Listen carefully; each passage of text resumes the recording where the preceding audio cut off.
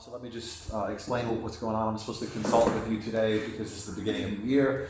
This should have happened a few weeks ago, but unfortunately there was no time for that, so we're doing it now. So what I'm going to do is go over a few of the points as they're listed on the website, things that I'm supposed to discuss with you. Okay, so if I were to discuss all of this in detail, it would probably take me at least an hour, even if I was just summarizing, right? So what I'm going to do is just mention a few things. Okay, yeah. And just give you, I think a lot of the stuff that I would talk about relates to ESL. And so I won't go into too much detail in ESL because we both taught that for many semesters. You're very familiar with that. Yeah. This semester I'm teaching 4 classes, although I haven't started teaching the 4th one just yet. I'm teaching EFL, as you know, English as a First Language, and 3 ESL courses, which are 2 of which are IGC SE ESL courses, as you know. In these classes, so far what I've done introductory lessons, sort of getting to know you lessons for the new students, and also for the old students I've spent time helping them get familiar with the new textbooks and talk to them about, for example, what we're going to do in English as a First Language, because not only is it a new class to us, it's also a new class to the students, and they're not really sure how to approach it. I'll talk a little bit more about that in a second. I'm going to be starting 10C. I don't know exactly when I'm going to start teaching 10C yet, but the objective, the primary, at the last minute they'll tell me I'll start. The objective, it looks like I'm just being given a mandate to cover the vocabulary in that class with no standards, no structured curriculum, no textbook, nothing, right? So it's very, in a way that's good, in a way it's going to be very challenging, but I won't go into that because it hasn't really begun yet. Just that's what I'm responsible for teaching this semester so far in photography. Okay, so in terms of standards and objectives, our current curriculum is lacking like the formal structure that explicitly elaborates standards the way Common Core would. Yeah. Well, I think it's fine if you just run through your things and then we can talk about a couple of other things in more detail. Cool. All right, so I'll just mention that quickly then.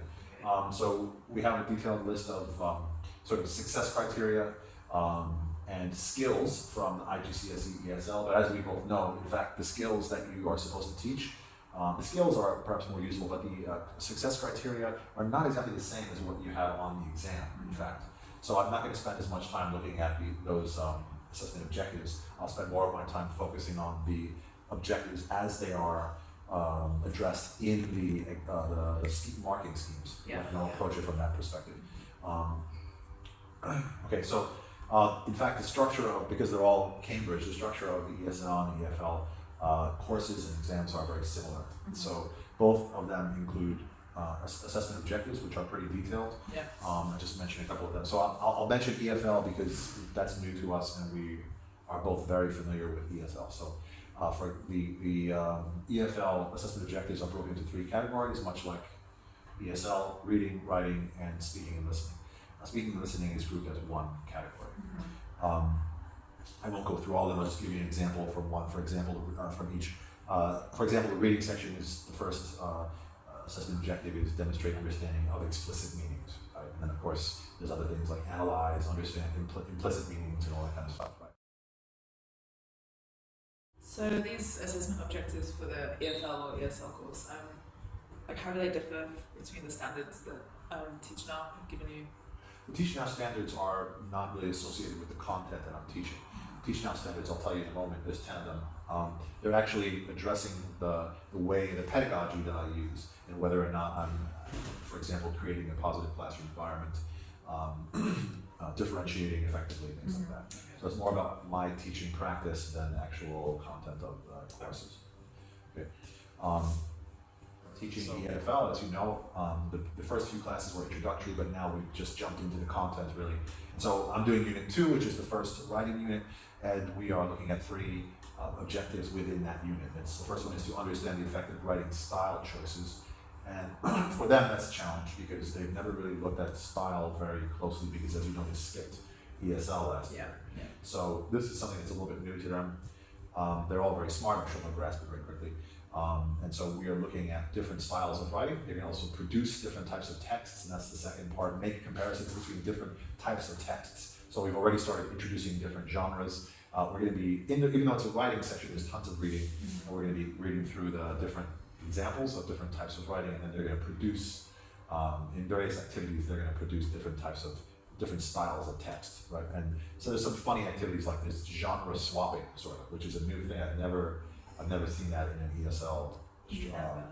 So basically, you get content in one genre or one text type, and then you transmit that into a different one. So we have, for example, a book review. Then you have to write a blurb for that based on that book review. So that's the kind of thing. I'm not sure actually how useful that is, but in any event, that's part of the exam. One of the requirements for one of the skills they need for the exam. Okay, and I should also mention that all of these assessment objectives and so-called standards that we're talking about are all exam related, really, because these classes are heavily exam focused. Yes, that is very true. So, what goals do you have for this EFL class? It's important that they do understand register and style and audience, other things like that. And as I mentioned, genres and text styles, text types. These are things they need to understand and be able to read with comprehension, produce effectively, analyze, think about critically. So I'd say those are some of my objectives, those are some of my goals, that they will, within this framework that is challenging to them and maybe they won't be able to completely handle in terms of their English level, but they'll of course will improve their English level, but also grasp these fundamental skills that we all need really for higher education. And then the last objective for this first unit that I'm doing is audience awareness, demonstrate audience awareness. So in the first few classes, I explicitly go over my expectations in the classroom, and there's a variety of them, and some of them are quite challenging because they're new to students. So for example, the use of new technology is a challenge for most of our students, particularly because we have a lot of grade 10 students that are new. So they need to be comfortable using an iPad in class, use it correctly, things like that. They need to get familiar with the software, like using the school email, using OneNote, using Quizlet, etc.